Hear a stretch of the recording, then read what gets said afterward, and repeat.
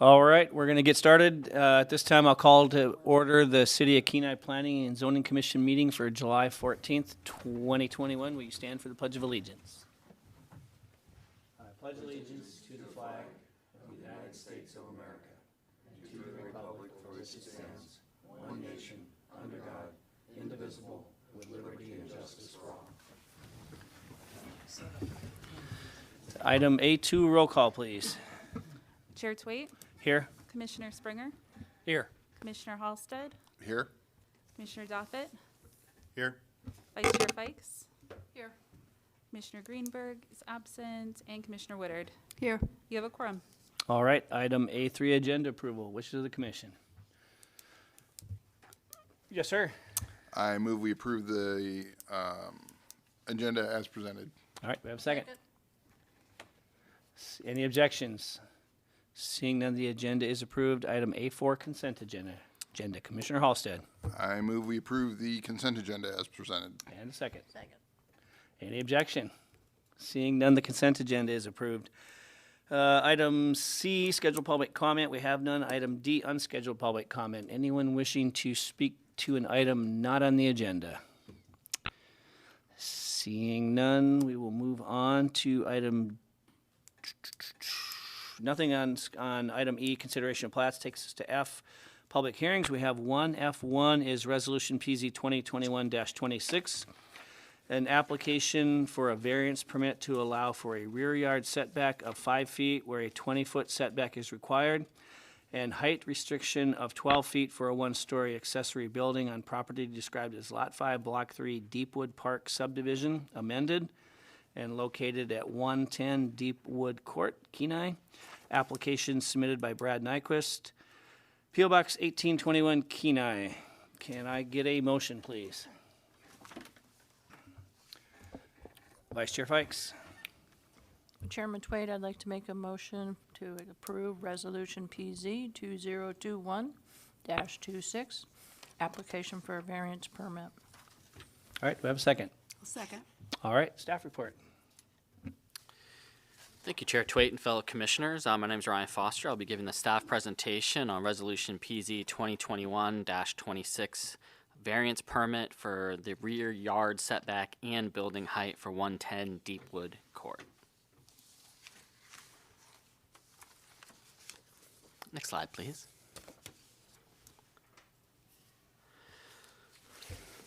The applicant, Brad Nyquist.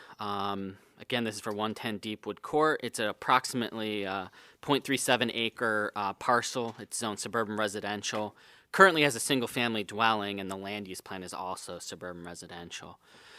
Here we can also see the subject property on the aerial map. And two things I want to note on this aerial map that we'll reference again further in the presentation. And one is that behind 110 Deepwood Court, there is a 20-foot right-of-way. It's for drainage, non-vehicular transport. And so there's actually, it just looks like a wooded area. And that's essentially what it is. It's actually really probably best described as kind of like a bioswale. Like there's no trail that I could see going behind there on that 20-foot easement. It was just wooded area with some kind of wetland type features there. And the other one being that the rear yard does slope away from the rear of the house towards the rear lot line as well. So we'll talk about those a little bit further in the presentation as well. Next slide, please. So summary, Mr. Nyquist wishes to construct an approximately 320 square foot deck on his property. The deck structure would be 16 by 20 feet, and the walkway leading to this deck will be 4 by 10 feet. Kenai Municipal Code 142420 provides that the rear yard setback is 20 feet. This application has been submitted for a variance of 15 feet, which would result in a 5-foot rear yard setback. In addition, Mr. Nyquist plans to construct a 10 by 20 foot storage building on top of this 320 square foot deck. Kenai Municipal Code 1420-200A5, accessory structure provides that 1 story in height is a maximum of 12 feet high as measured from the ground to the highest point of the structure of the roof. And since the accessory structure will be sitting on the deck, which is 5 feet above grade, the height of the accessory structure would be approximately 17 feet. And so it's a variance for both these rear yard setback and building height. Next slide, please. Based on what the previous one, there was a typo in that. It shouldn't be a 10 by 20, it should be 10 by 12. 10 by 12, okay. Okay. Site plan, so here we see a layout of the property, including where the proposed deck and accessory structure would be. And so you can see this proposed deck with the structure on top of it, which would be a 5-foot setback from that corner of the structure to that 20-foot right-of-way. And as we can see, there's a slope on this rear portion, and then it essentially kind of levels out where this proposed deck and structure would be. There's also, along with the primary structure, the single-family home, there are other structures on the property, so greenhouse, shed, sauna, wood storage, fire pit, as well as other, I'd say significant, mature trees in this backyard as well. Next slide, please. Staff analysis, KMC 142180 details the intent, application, and review criteria for a variance permit. The commission shall establish a finding that all the following conditions exist as a prerequisite to issuance of a variance permit. Next slide, please.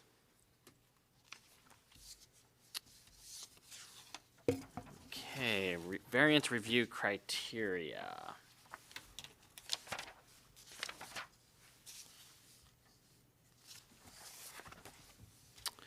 Criteria 1, special conditions or circumstances are present which are peculiar to the land or structures involved, which are not applicable to other lands or structures in the same zoning district.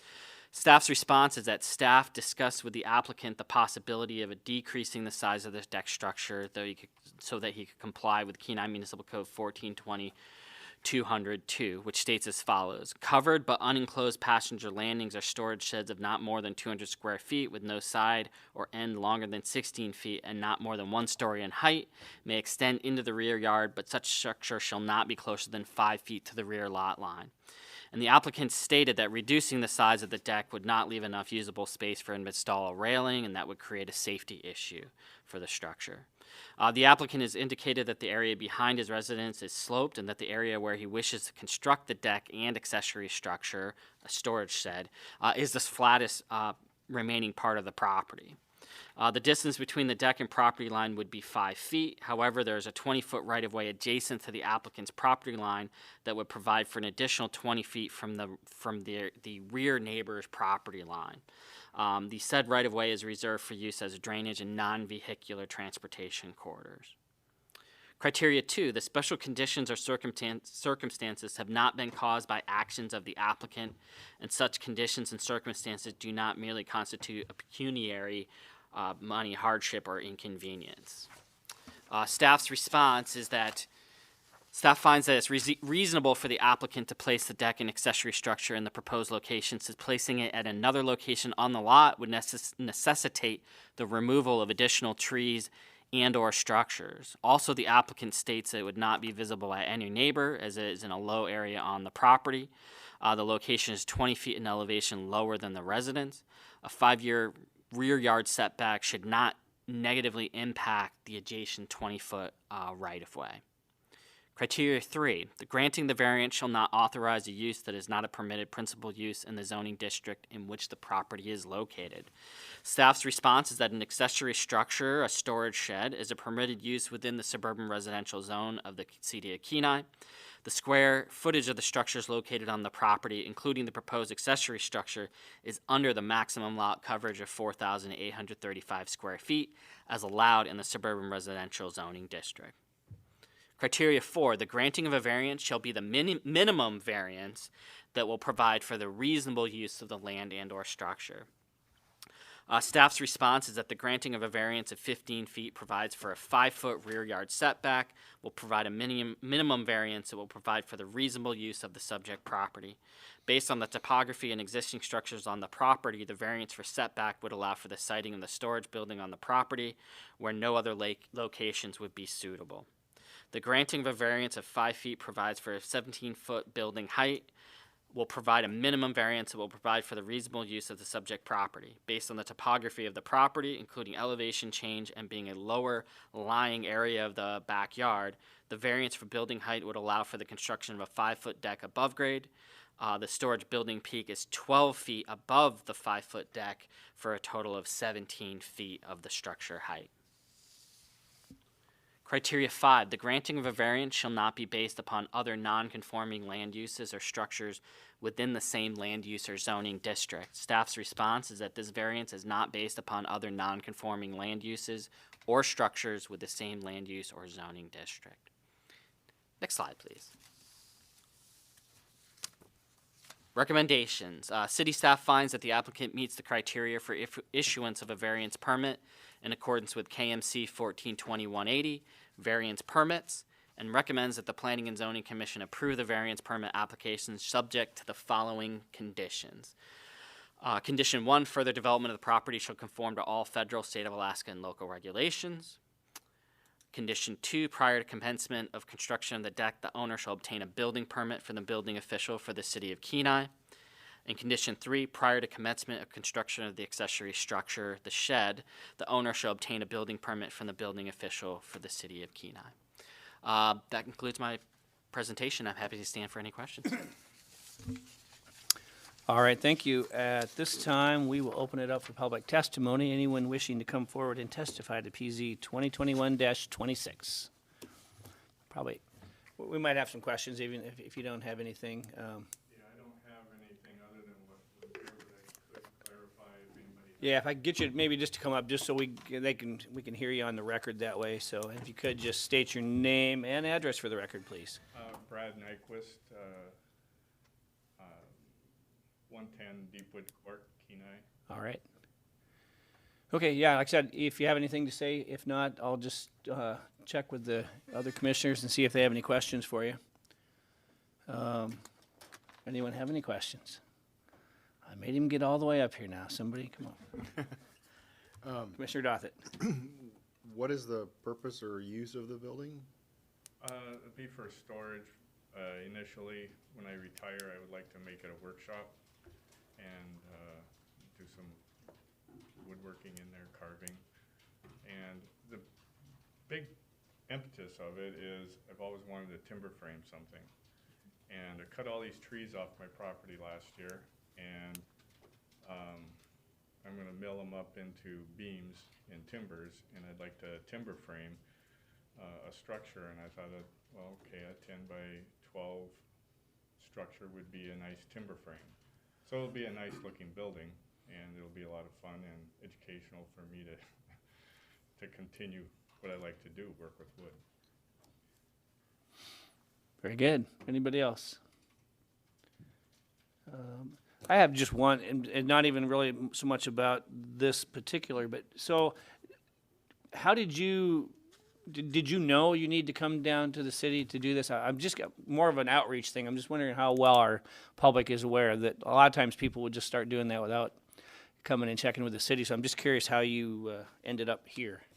Well, originally my plan was to put a yurt in and put a base, and I started building a fenced in 13 by 13 base.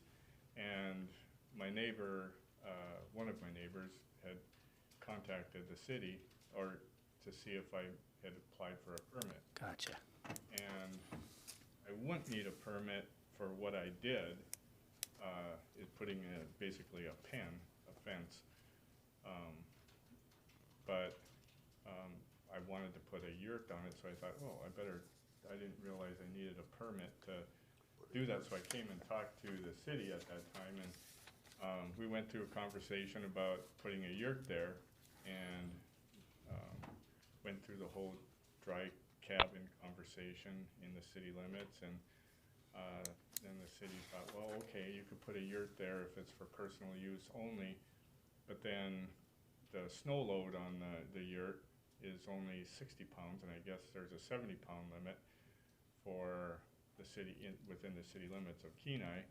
So, okay, this isn't gonna work. We sold the yurt, and now what are we gonna do? So this is like 2 or 3 years later, just trying to figure out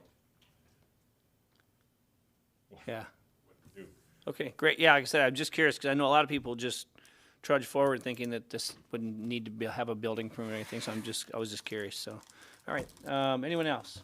Vice Chair Fikes. Just curious, have you had any feedback at all from any of your neighbors moving forward with the new plan for the timber structure? They're all okay with it. They just said, "Whoa, that's pretty neat." I haven't had any negative comments. All right. Anyone else? Commissioner Springer. How is the structure going to be supported? Are you putting in concrete pilings, or what are you planning on doing? I'm just curious about it. When I first started looking at this, I talked to a contractor, and he suggested going down to sand. Well, at about 20 inches down, it's solid sand, just about everywhere back there. And so I went down to solid sand and then put a pier block and then put gravel in, hauled gravel back and put gravel around it, and then up to the top of the pier block, and then at that point put a 2x2 Arctic foam. It's a high compression. And the contractor suggested that to keep frost from going down and lifting up. So, so I did that and then backfilled on top of it, and then used treated wood, in-ground treated wood, and he suggested not green because of, and probably within a couple miles maybe of the Kenai River. And he suggested, just for safety, just go with the brown in-ground stuff, so there isn't the copper and arsenic and stuff in it. So he helped me engineer, and I could probably park a D8 cat on top of it. Right. Okay, I just was curious. Thank you. Anyone else? All right. Thank you. Thank you. All right. Nobody online? Nope. Okay, so seeing no one else, we will close the public hearing and bring it back to the commission for discussion. Chair Twain. Commissioner Springer. I have a question for staff. Why does he need a building permit for a 10 by 12 shed?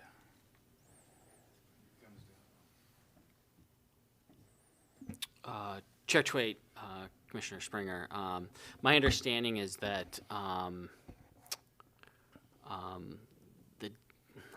basically the deck and the structure combined would be larger than the 200 square feet. Under 200 square feet, you don't need a building permit. So that was staff's understanding, is that the 5-foot deck, 320 square feet, and then the I believe 120 square feet on top of it, that that structure would require a building permit, so, Okay, I just wanted to find out. yeah.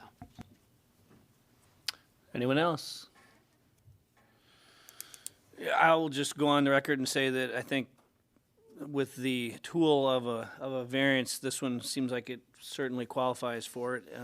The idea of those setbacks is to separate residents from each other, and I believe in there, it's the side yard setbacks are 5 feet, I believe, in there. So I think with the 20-foot right-of-way back there, I think we're not obviously infringing or harming upon anybody on the back adjacent property, so I will definitely be in support of it based on the information we have. So I don't know if anyone else has any other comments. Chair Dwight? Commissioner Springer. Basically, I agree with what your analysis is with that, and I'll be voting in favor of it also, All right. based on that. All right. And not seeing any other comments, we will call the roll, please. Commissioner Springer, Yes. Commissioner Halsted, Yes. Commissioner Dothett, Yes.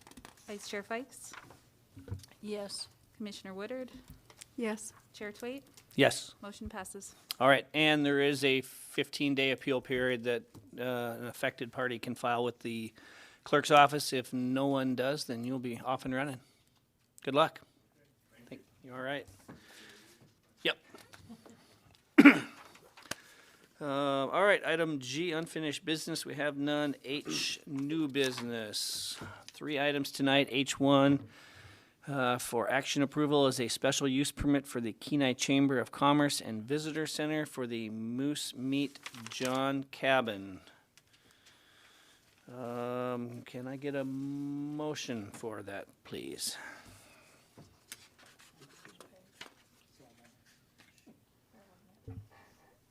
Commissioner Halsted. I move we approve new business item H1, action approval, special use permit for Kenai Chamber of Commerce for the Moose Meat John Cabin. All right, do we have a second? Second. All right, staff report. Thank you, Chair Twait. So this is a special use permit for Kenai Chamber of Commerce and Visitor Center for the utilization of the Moose Meat John Cabin. Direct you to page 40 in the packet, and that shows the aerial. So it's a roughly 100-foot by 100-foot area there, and you can see it on the hatched portion of the subject property. Now, this has been a special use permit that's been provided on an annual basis for several years. This would be a continuation of the previous years. So the current special use permit does expire on July 30th. So it'd pick up on the following day if it was approved. And if City Council does approve the attached special use permit, the city manager would sign the special use permit granting the continued use of the cabin by the Kenai Chamber on behalf of the city. And so that really concludes my presentation. And so the question before the Planning and Zoning Commission is, does the commission recommend City Council approve the execution of a special use permit to the Kenai Chamber of Commerce and Visitor Center? Concludes my presentation. All right, thank you. All right, we have it before us. Any discussion? Commissioner Halsted. Didn't even hit my button yet. I saw that. I that saw the coming. twitchy finger. So this seems more like a housekeeping item, right? This is a continuing, there's no new event going on. It's just continuing on what they've done in the past, and we're just pushing it forward for another term.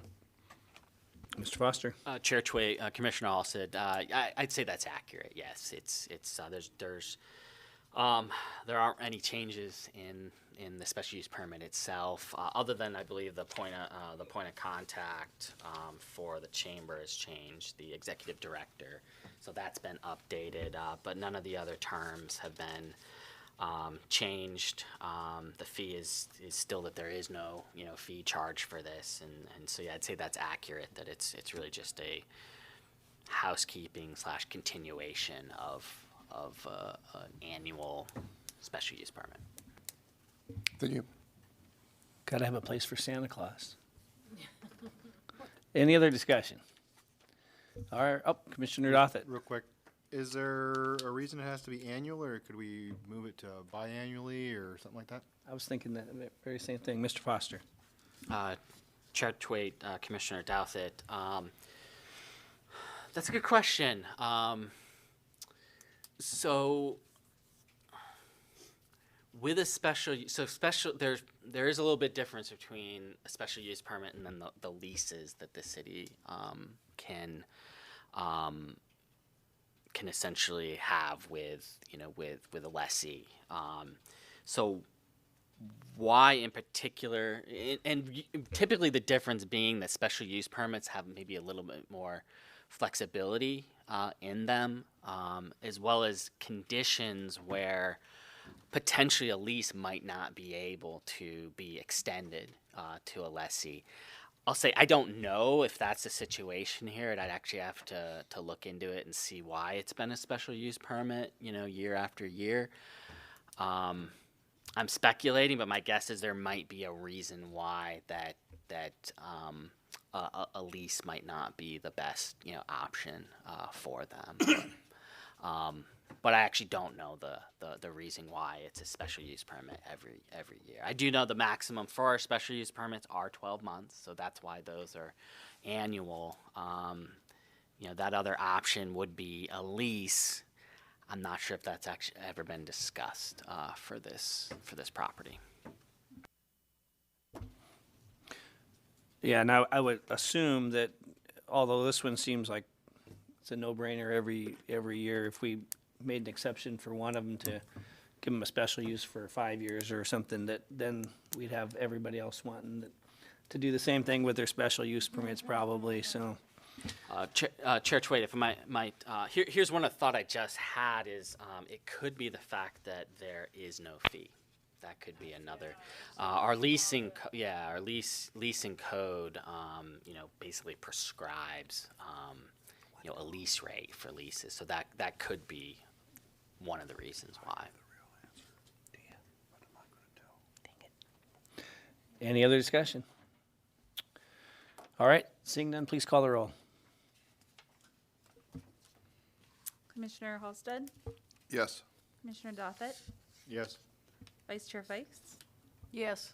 Commissioner Woodard, Yes. Chair Twait, Yes. and Commissioner Springer. Yes. Motion passes.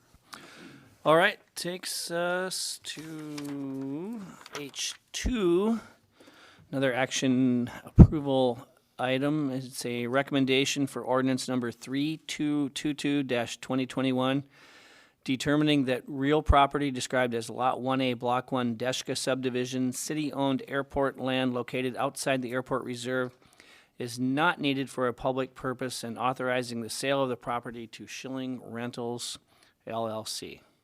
Can I get a motion, please? Chairman Vice Chair Covey, Fikes. make a motion, item H2, action approval, recommendation for ordinance number 3222-2021 for approval. All right, do I have a second? Second. Second, Commissioner Woodard seconds. Staff report. Thank you, Chair Twait and fellow commissioners. So this is an ordinance that is based off of resolution, a council resolution 2018-12. I direct you to page 48, which shows the subject property. This is 419 Frontage Road. It's currently leased as a jewelry store. And so Resolution 2018-12, council providing an opportunity for 10 specific properties that are outside the airport reserve but were airport fund properties to give lessees the opportunity to purchase them, which is a little bit of a special circumstance. And so there's been a few of these that have been approved for purchase over the last few years. This is one of those 10. And so the current lessee, Schilling Rentals 2016 LLC, has requested that opportunity to purchase it. Now they're under the Resolution 2018-12. There are certain conditions that need to be met in order to make that purchase. And so one of them has to do with valuation of property. And there are, I won't go into all the options, I'll just say which option this one is utilizing. And if commissioners have questions, we can talk about the other options if need be. So this one is actually utilizing an option available where based on the appraisal value of the property, which there's been a recent appraisal done. This one is at $250,000 for just the raw land. The applicant is wishing to provide for $62,500 worth of improvements over a 3-year time period. And so those improvements would be done over that time period, and a scope of work and receipts would be provided by staff so we can keep track of those improvements being done over that time period. And so per that resolution, what that allows this lessee is to purchase at 100% of that raw land value. So to purchase at $250,000 and then invest improvements of $62,500 over that subsequent 3-year period.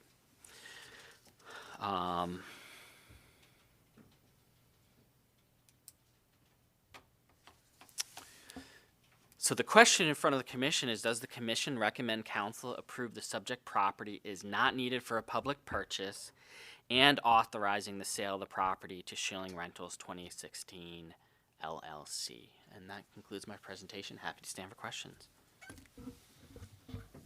All right, thank you. We have it before us and open for discussion. Vice Chair Fikes.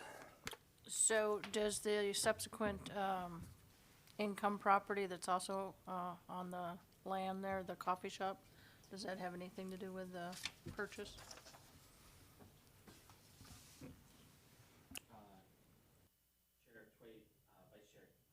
Fikes, I'm not familiar with the coffee shop. What's C cups. Can you elaborate? There's a, In the corner there on your picture, on the left top corner there's income generated through a coffee shop. So is that going to impact the value of the land since you now have 2 structures, if you will?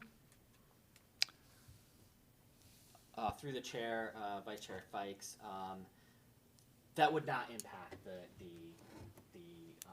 appraisal that was just done in I think May of this year on that value of the raw land. And so would it change either one of these properties or businesses, commercial use? Do they have permits to operate? Is that going to change them? Through the chair, Vice Chair Fikes, I mean, that's a good question. I would think that upon, purchase at that point, then that the property owner, would own, the Schilling Rentals 2016 LLC would own the property and have,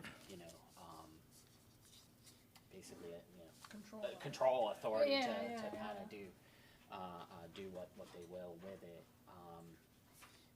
Still within the context of still needing to provide those improvements over that 3-year period. But other than that, I would think they'd have, ownership and therefore control over their property. And what is the city looking for as far as improvements? Are you talking about landscaping? Are you talking about structural improvements?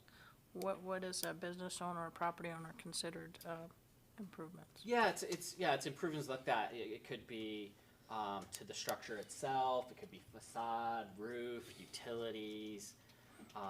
It could be paving. It could be landscape. It could be a lot of those type of improvements. The intent of it is that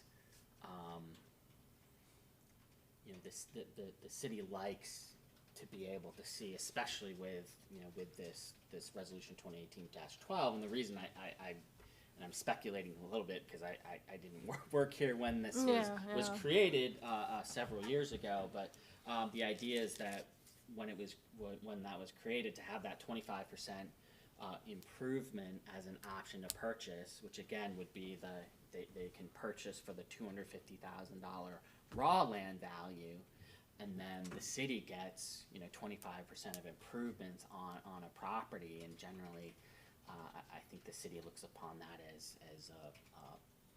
a win in the best interest of the city.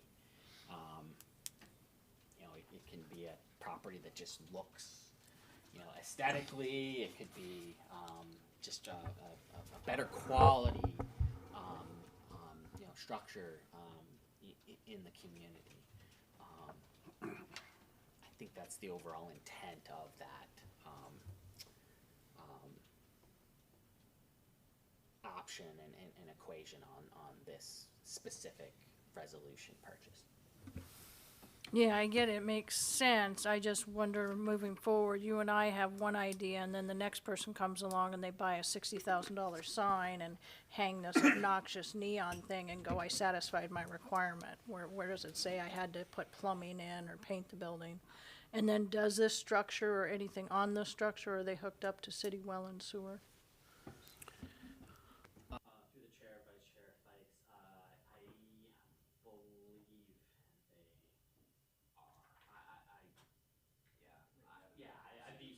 I'll put it this way, I haven't checked it to be 100% sure, but I just thought yeah, but I would be shocked if they weren't. Okay, because there's some of those peppered in there. Chair Dwight? Commissioner Springer. Question for staff again. Does Schilling Rentals already own the building that's on there, on the property? Through the chair, Commissioner Springer, they lease it. Okay. Oh, well, does that mean that the city owns that building then, or, I mean, I'm just trying to understand that. Through the chair, Commissioner Springer, that's a really good question, and it actually varies across leases, across time. So, let me think.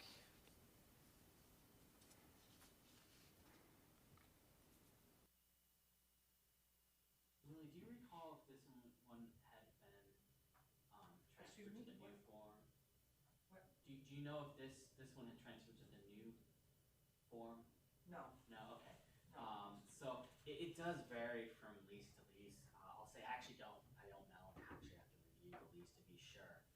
But essentially the new lease form, which came into being in 2018, correct me if I'm wrong, does give that option for a lessee to own improvements over at the end of the term of a lease. I would say there's other leases in the city where that's not an option, so that's really seen as maybe an appealing part of the new form. But then again, we have leases that have been out there for 45 and 55 years, and sometimes we have to really dig in to review it just to be sure, because we found things that are not standardized across leases over the last 50 plus years. Okay, thank you. Commissioner Dothett. So their Schillings Rentals LLC is currently leasing the land from the city, but they purchased or are subleasing to other businesses that are on this said land. And the purchase that we're talking about now is just the value of the raw land without the buildings taken into effect, correct? Mr. Foster? Through the chair, Commissioner Douthit. Yes, that's correct. That the resolution 2018-12 is for purchase of the raw land value, so the $250,000. So not including the improvements. But then the caveat being that there's options of investment, either investment value that already exists, investments that have already been done, or in this case, the 25% of the raw value land, so that's $62,500. Then they have to make those improvements, that additional 25% investment over a 3-year period. So the lease is for the property and the structure that's there right now, but the purchase is not a straightforward purchase of just pay whatever the value of the land and the structure is and will be done. It's not structured that way for this resolution. And I have some ideas of why that's probably the case, but I'm probably speculating a little bit just because I wasn't here for the creation of this resolution, where the original one was, I think, 2016, that provided this option for purchase.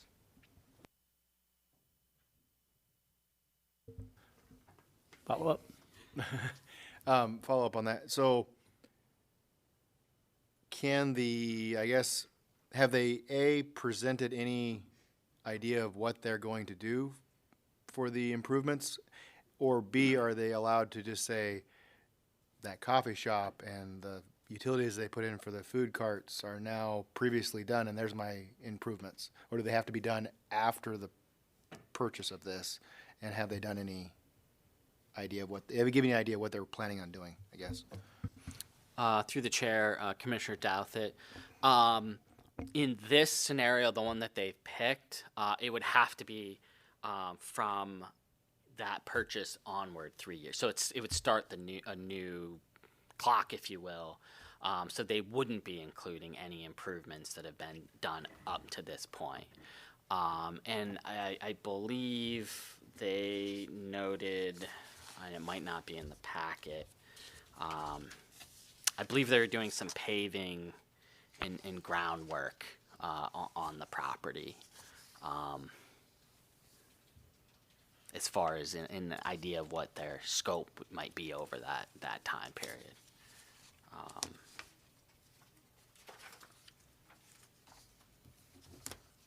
Real quick, no, one more on that.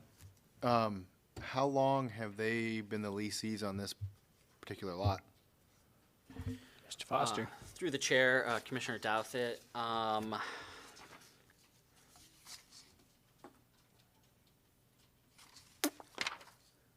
don't have that off the top of my head. I think I've got it here in the packet. 2017. So they took over a lease that was entered in 1975. And they took it over as an assignment from the previous lessee in July of 2017.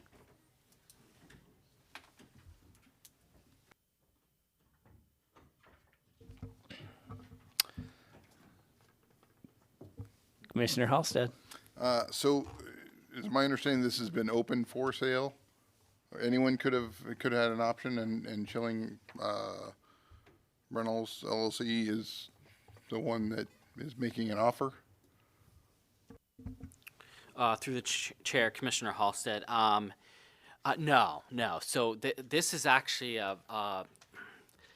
it's a little bit of a one-off scenario where through this resolution, council provided, for lack of a better word, an exception opportunity for current lessees to make this purchase on airport fund lands that are outside the reserve. So it was not open for an open competitive bid, such as other lease processes that we have for new leases, for example. So yeah, it was really that if you were the current lessee, you know, at the time, then you had that opportunity. Certainly not a requirement, but it was council giving that opportunity for a lessee to make that purchase. And just to add, the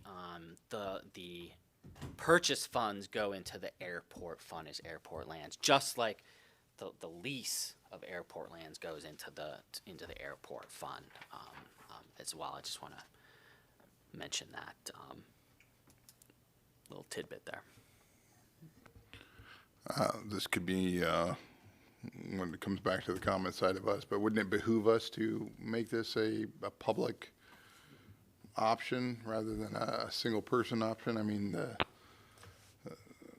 I would think that other owners in that area would find that opportunity beneficial to them as well. And by closing it off to just a single person, even though they were there, why wouldn't we give other people the option of bidding on that? Through the chair, Commissioner Halstead, really all I can say is that in this particular scenario, you know, council at the time created a resolution to give, you know, these particular lessees an opportunity across these 10 total properties, the opportunity. So I'm not sure, you know, at that time what the full reasoning or circumstances were, but it is, I'll say it is different than code for, let's say, a new lease, which is open to, 30-day, competitive bid with a posting and so on. So, yeah. Chair. Commissioner Springer first, and then Commissioner Dothett. I just wanted to make a comment regarding the little bit of knowledge that I know about lease properties and such. You know, a lot of times there are people that own buildings but don't own the land and lease the land from the city. And to open it up for a public bid to buy it would be, in some cases, not very beneficial to the owners of the property, of the building. And that's why I was asking whether Schillings owned it or not, was because I was thinking that for them, it's gonna be an opportunity for them to get the property as well as own the buildings. So, you know, I wouldn't want to own a building and have Joe Blow go and buy the land out from under me, you know, rather than have the opportunity to buy it myself. So anyway, just a comment, that's all I wanted to say. Commissioner Dothett. How much longer is their current lease good for? Is it a 100-year lease or a 50-year lease, or when does it expire, I guess, is what I was trying to figure out. What was that, from 67? Page 46. So it ends in 2030 was the last lease. Okay, that's what I was trying to figure out. Through the chair, that is correct, yes. And do we, I guess, just trying to wrap my head around it, they took it over in 2017, so I'm assuming they purchased the building from somebody in 2017 and then just reassumed the lease on the land from that other leasee? Through the chair, Commissioner Douthat. No, so what it was is an assignment is essentially when a new businesses or entity takes over a lease from the previous lessee. So there wasn't a purchase. Essentially, they took over just to continuing a lease of city-owned airport fund property.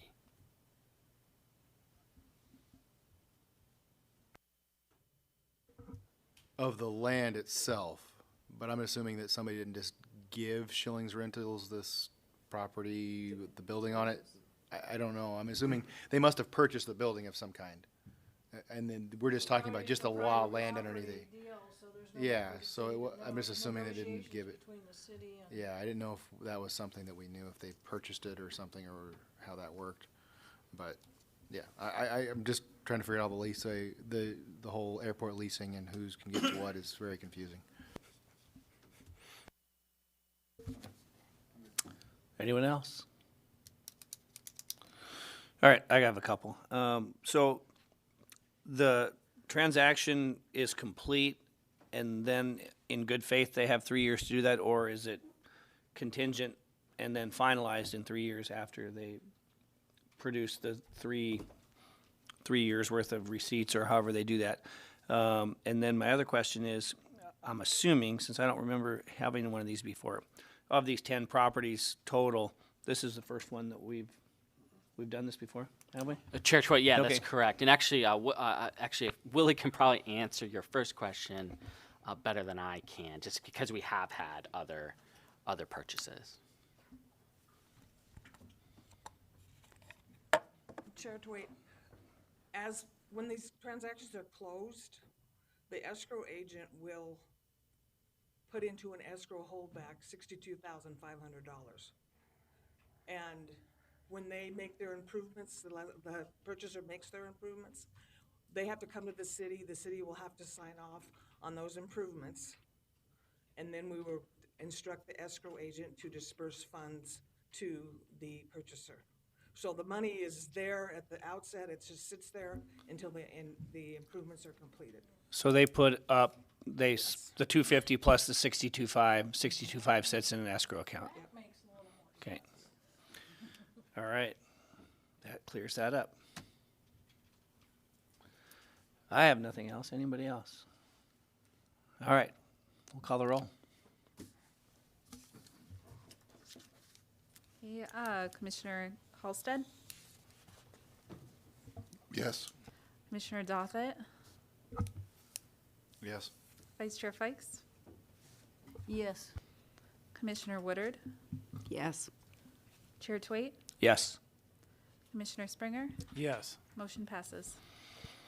All right, we'll move on to item H3, another action approval recommendation for ordinance 3221-2021, determining that real property described as Lot 4A, Block 3, Cook Inlet Industrial Air Park 2014 replat, a city-owned airport land located outside the airport reserve, is not needed for a public purpose, and authorizing the sale of the property to Schilling Rentals and Alaska Partnership.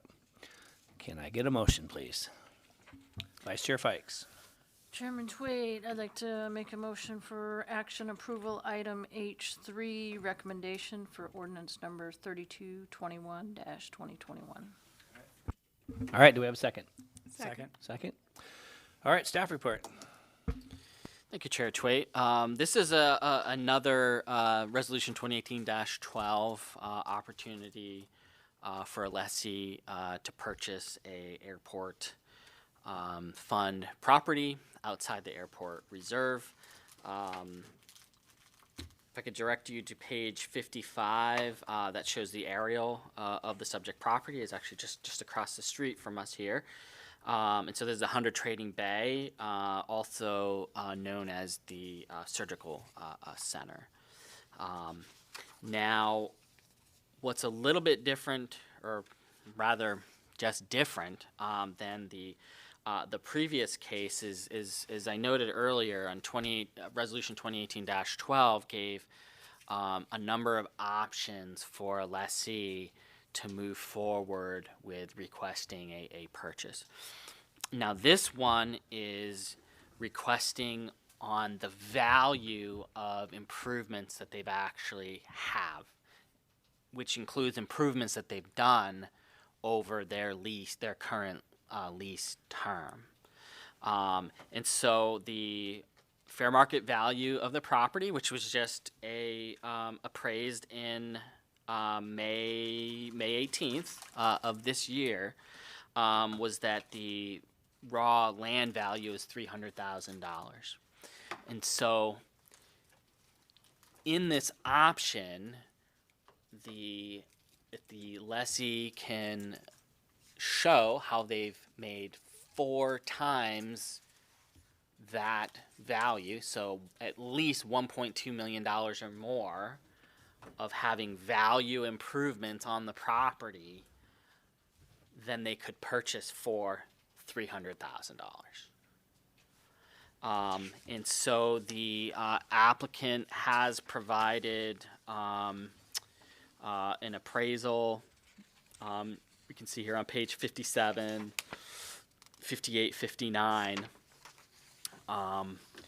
that has the valuation of the improvements on the property on 100 Trading Bay at, I think, just over $2 million of total improvement value. So that goes above the $1.2 million requirement per Resolution 2018-12. And so the question in front of the commission is, does the commission recommend council approve the subject property is not needed for a public purpose and authorizing the sale of the property to Schilling Rentals and Alaska Partnership? And that concludes my presentation. All right, we have a motion. Discussion on this one.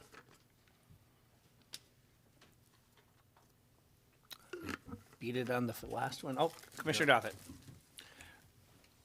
Where did the appraisal value come from? Are we going off borough assessed tax value appraisal, or did we have a third party not hired by the individual doing our own appraisals? Through the chair, Commissioner Douthat, this is from the borough. I will say, and so it does, it meets the, or at least staff's opinion is that it meets the requirement of 2018-12 of showing that the value of those improvements are indeed $1.2 million or more. I will say in Resolution 2018-12 and as well as in Title 21, or rather actually 22 in this case because it's outside the airport reserve, there's nothing that says what that proof of improvement value is or should be. But as far as this is coming from from the borough that does show the improvement value. I felt like this was meeting the intent of the resolution 2018-12 as that option to purchase at 4 times the value of the raw land. So on that, so the evaluation is 4 times the value of what the borough recently reappraised it at, correct?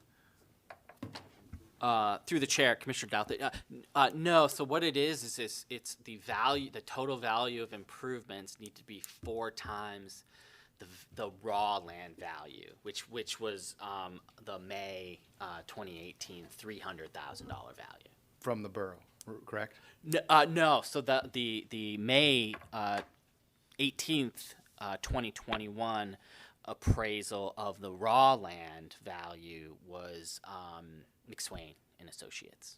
Okay, so we had that's what I was kind of getting at. Okay, sorry, I misunderstood. I'm wondering where you. the appraisal value came from, if it was a third-party Gotcha. appraiser, or if we're just going off of whatever the borough says, because whatever the borough says can skew greatly from what the market value really is. Oh, I got you. Yes, the raw land value is from the McSwain and Associates. Okay. Is not from the borough on the raw land value. Okay, Yeah. and that Yeah. was my biggest concern. Gotcha. There's some- Gotcha. Sorry, I misunderstood. I misunderstood Okay. the question. Anyone else? All right, well, please call the roll. Commissioner Woodard, Ready? Yes. Chair Twait, Yes. Commissioner Springer, Yes. Commissioner Halsted, Yes. Commissioner Doffett, Yes. Vice Chair Fikes. Yes. Motion passes. All right, we have no pending items. Takes us to reports in J1 City Council. Councilman Glenn Denning. Thank you, Chairman Twait. On July 7th, the City Council met in chambers, and we took the following actions. I'll just note that Marion Nelson from the Art Center said that, pointed out that they're open for display for business actually, as of July. And so they're up and running. The refurbishment that's gone on the building has progressed enough that they can open up as a public entity. There's still more work to do, but the city council will have to appropriate just a few more bucks, and we'll finish the scope of work. And it has to do with the availability of the contractor. They have other obligations in August, but they will be back in the fall. That's probably too much information, but the Art Center is going full tilt boogie, and welcome your attendance and observations.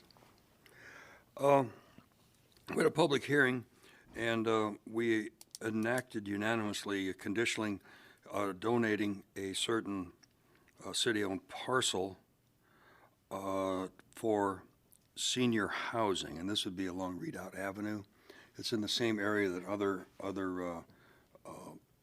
projects have been developed. It's by the same people, and we noted that they're quality buildings, and they fit all the requirements of the city, and with the understanding, at least from my point of view, that there is a need for low-cost housing in our area. This was supported by the city council.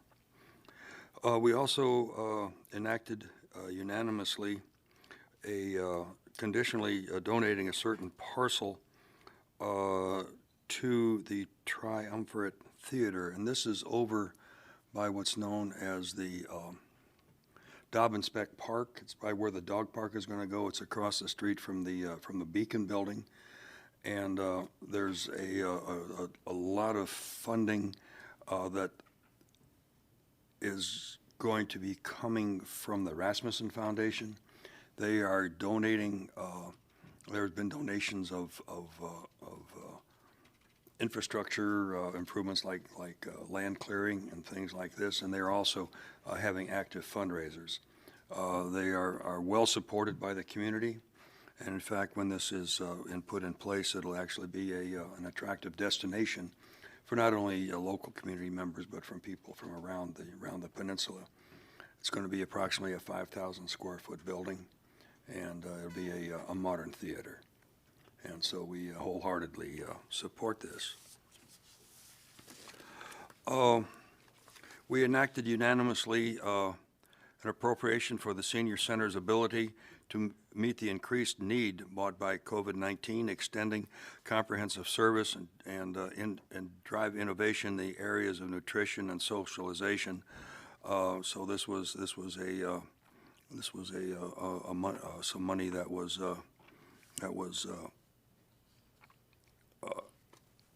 given as a grant to our senior center for this purpose. We adopted a resolution for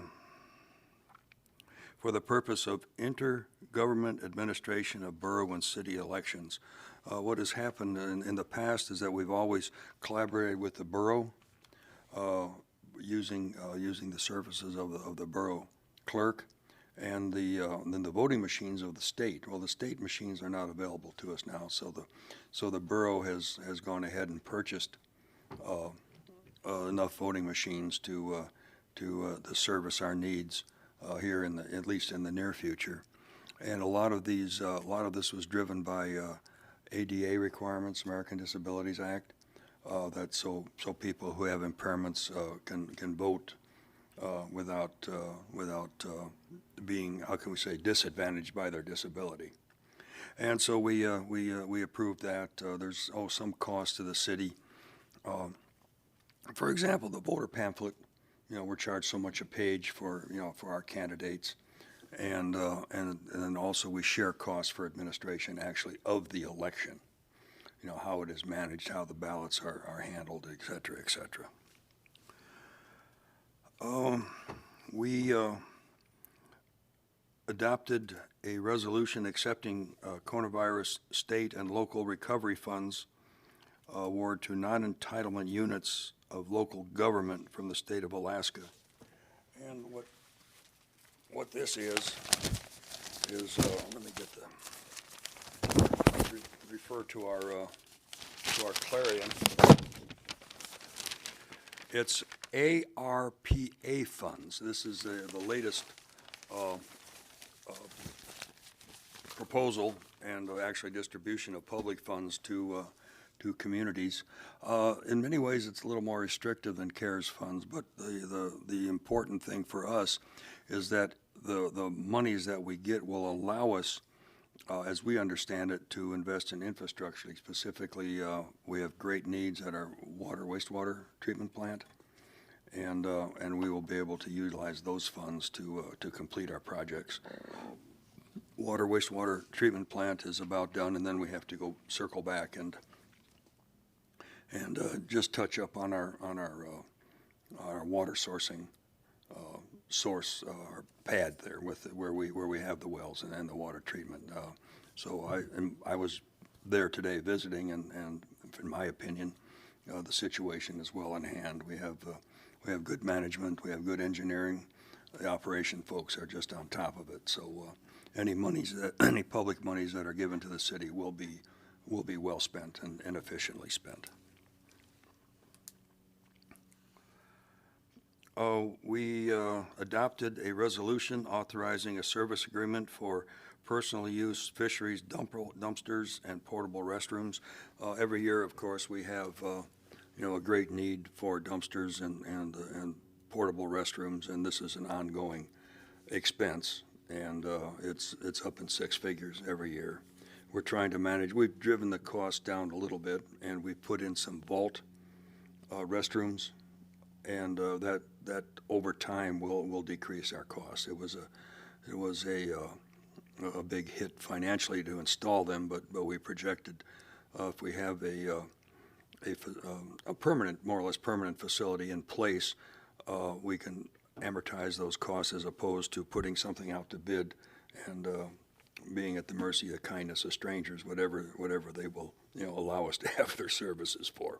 And that's a convoluted way of saying that I think we're forward-looking, not only for the public use fishery, but to have something available for our public throughout the spring, summer, and fall seasons.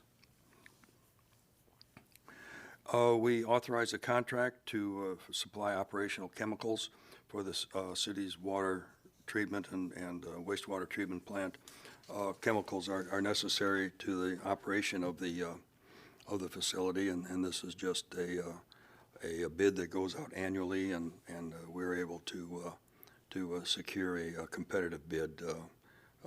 Univar, I believe, is the contract that we selected, and they have been in the business of oil field chemicals and municipal chemicals for these purposes for a long time. So again, we are well served by the bidding process. And the city is going to take over the rec center, and so we amended the schedule of rates and charges to incorporate that. Basically, what happens is the Boys and Girls Club will still run the teen center up on the top floor, but the city will manage the gymnasium and the exercise equipment and whatnot. And like youngsters, they come in. It's free. If there's say something like the Elks always have a hoop shoot every year. If it's of the type where it's youth driven, and it's for a nonprofit, of course they will get the gym for nothing. If I were to have a basketball team go in there, then I would be charged $100 an hour or something for the gym. So it's nominal fees, but it's enough to defray the costs, if not the total cost or demand for a specific activity, especially if it's a basketball team that is not youth driven. I believe the high school C team practices in that gymnasium, for example. And we adopted a resolution opposing Amendment 14 to the Fishery Management Plan for salmon fisheries in the EZ off Alaska. Basically what it is there's a ruling under the Warren, was it the Stevens-Magnuson Act, anyway, out in the center of the inlet that's determined to be federal waters, and it may be that the drift fleet would not be allowed to fish there. That it looks like that may happen, but that determination is not, it will be made later this month, so we will not know, but it's very impactful to our commercial fishery. And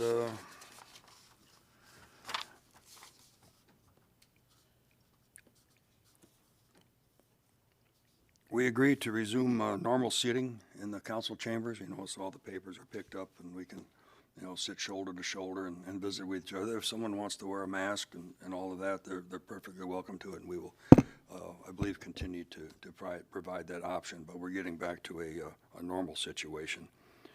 We approved the continuation of public participation by Zoom for non-adjudicatory meetings until March of '22. March of '22 is when our Zoom contract expires.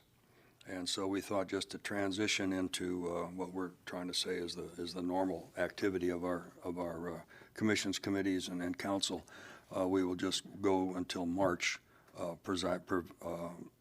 being able to do the Zoom participation and also broadcasting with Zoom, as well as, do we use Facebook? Is that what do we use? We have Zoom, and what else do we have? YouTube, okay. And now there's coming up, I believe, August the 4th, introduction of a Kenai waterfront revitalization and economic development incentive, and a request to schedule a work session. I believe the work schedule is now scheduled for the 4th of August. And this is important for us. This touches on our development of the waterfront, and it touches our comprehensive plan. And it's something that we're looking at to how can we re-energize our waterfront. It's clear to everybody that all the canneries that we had in the past are not being utilized either to their fullest extent, or they're trying to be repurposed. I know there's an individual that's putting in some townhouses, you know, over across the way where a traditional cannery was, and so we're just opening up opening up the discussion for well, what will this waterfront look like in the near future? What's important is that we're going ahead, as near as I can tell, with the bluff erosion project, which will stabilize that area and then give us confidence to invest funds not only in that immediate area but upriver. And so it's an open meeting, and you guys, I'm not going to say you're required to be there, but please be there because it's important for your participation. And I anticipate then that we would maybe assign certain duties for your perspective on what we're trying to do through the planning and zoning. And there'll probably be more information. We're on the 28th is when we meet again here? Mm-hmm. Okay, and so I'm sure Mr. Foster will have a little more, flesh this out a little bit more. And but anyway, I think it's an exciting prospect. And that concludes my report. Any questions? And you were going to mention these Board of Adjustment dates? Yes, again, the Board of Adjustment date is the 30th of July. And I have the packets here for the 20th of July and the 23rd of July. The 20th of July is the Barnard Schlellhofer Guide Service Board of Adjustment, and the 23rd is I'm not pronouncing the name, Schlellhofer Lodging Board of Adjustment meeting. So those two have been fleshed out by attorney, and probably by our next meeting we will have the packet available to me anyway for the Board of Adjustment. And this is again a public hearing held here in the chambers. 6 p.m.? Yep. Okay. All right. Yes, 6 p.m. How did you know? Well, you know. Yeah. All right, thank you. Any questions for Councilman Glendenning? So I'm not joking when I ask this, but these voting machines, they're not Dominion voting machines, are they? They are. Are they? Oh, yeah, They better not be. they are. Are they really? Yeah. Oh, my goodness. The borough selected them allegedly or supposedly. There's like an air gap, so it does not touch the internet. Oh, I've heard Okay, yeah, and our actually our clerks are going through training right now for for use of these machines, and the clerks are the ones that do the programming and the monitoring, as I was told. I wish I hadn't asked now. All right, well, we're gonna move right along then. Anyone else have any questions? If not, we will move on to J2, Borough Planning, Vice Chair Fikes. Thank you, Chairman Twait. The borough assembled this Monday, July 12th. That's our only meeting for July. On the docket, we had a utility easement vacation in the Nanilchik area. We were looking to vacate 10 feet of utility easement, and we went ahead and approved that. Moved us on to a right-of-way vacation in the Nanan-Wallach area, and we went ahead and approved that as well. And then that launched us into a right-of-way vacation, 60 feet of right-of-way and a cul-de-sac area in the Fritz Creek area of Homer, and that one was also approved. And then that put us into a conditional use permit brought forth by the Forest Service to do the Trail Creek Bridge replacement down in the Cooper's Landing area, Moose Pass area, and that was approved.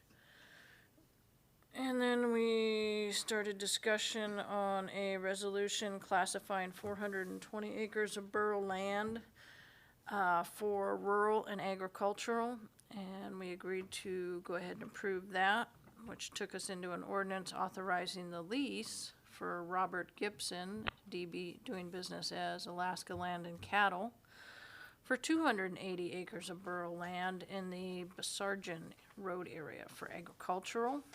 And we went ahead and approved that. And then we started talking about an ordinance authorizing a WISP tower and ground lease agreement with Spit Spots. And we went ahead and agreed to that as well. Those were up in the Funny River area. And then we went into a discussion on a marijuana concentrate manufacturing facility with a cultivation and retail located up the Spur Highway here at 43280. And it seemed to meet all the standards required by the state. And so that one was passed on for approval. And that took us into a conditional land use permit modification put forth by Siri for everybody's favorite, a gravel pit in the Sterling area, which everybody was just thrilled with. And since we were doing our meeting on Zoom, since the school board was meeting in the borough chambers, it just made it so crystal clear that we couldn't hear, we couldn't see, people didn't get notices.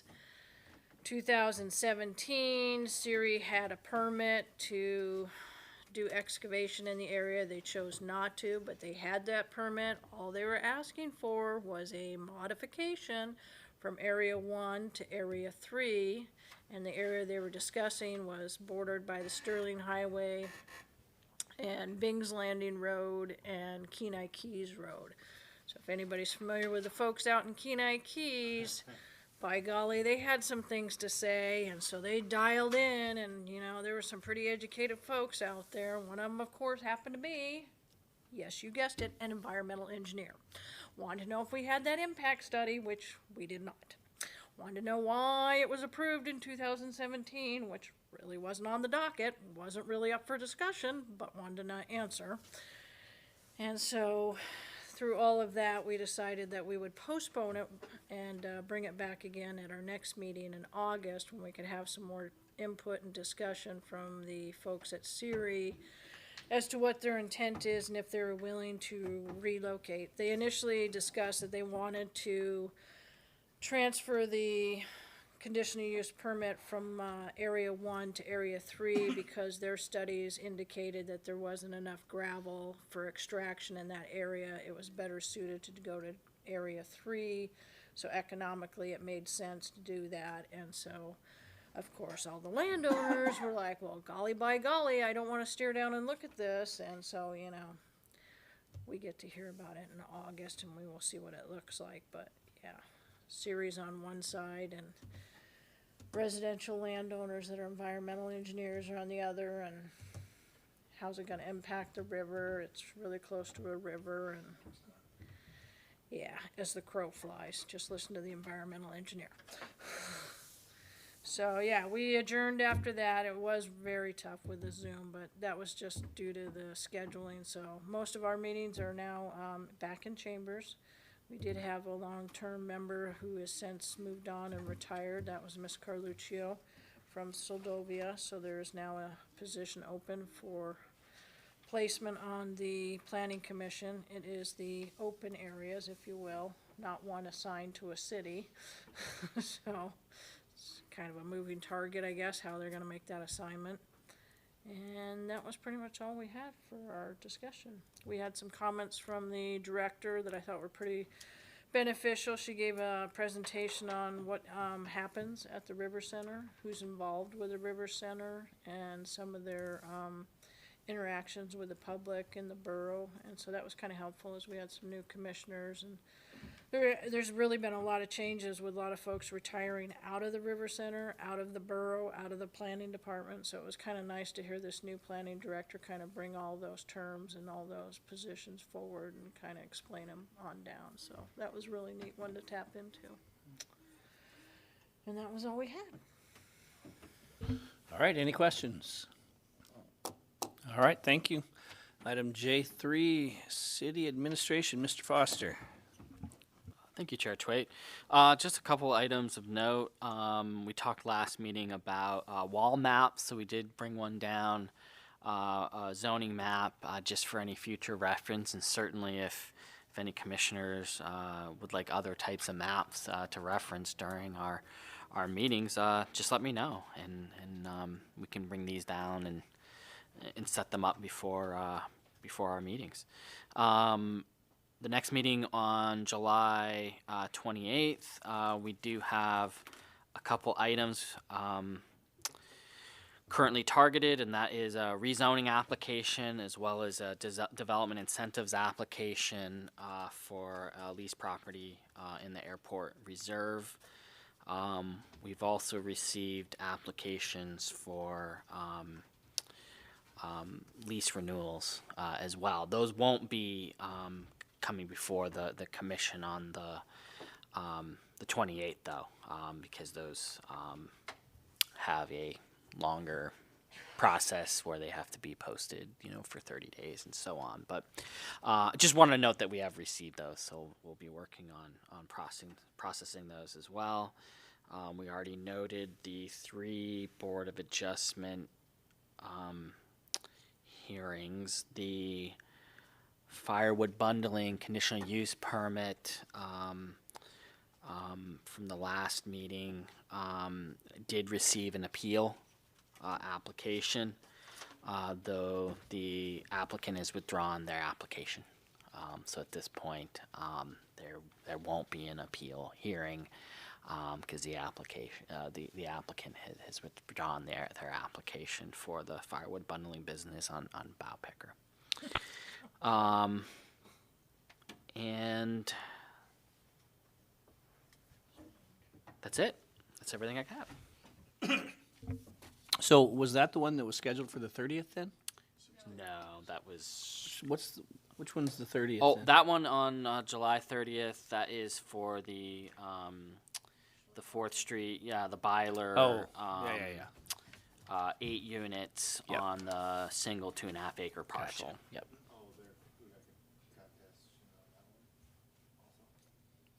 Yes, that one is scheduled for the appeal BOA hearing on July 30th. Yes, council. Yeah, council is Yep. the Board of Adjustment. Yep. Yes, yep. So that'll be here on the 30th at 6 o'clock. All right, anybody else have any questions for Mr. Foster? All right, we'll move on then to additional public comments. I do not see anyone online or anything, so we'll move on. Informational items 0. Next meeting is the 28th. We'll move on to commissioners' comments and questions. Commissioner Woodard. I have nothing. All right. Commissioner Dothett. Nothing at this time. All right. Commissioner Halstead. Nothing here, thank you. Commissioner Springer. I don't have anything. All right, Vice Chair Fikes. All good. All right, I would agree with that, so nothing else before us. The meeting is adjourned.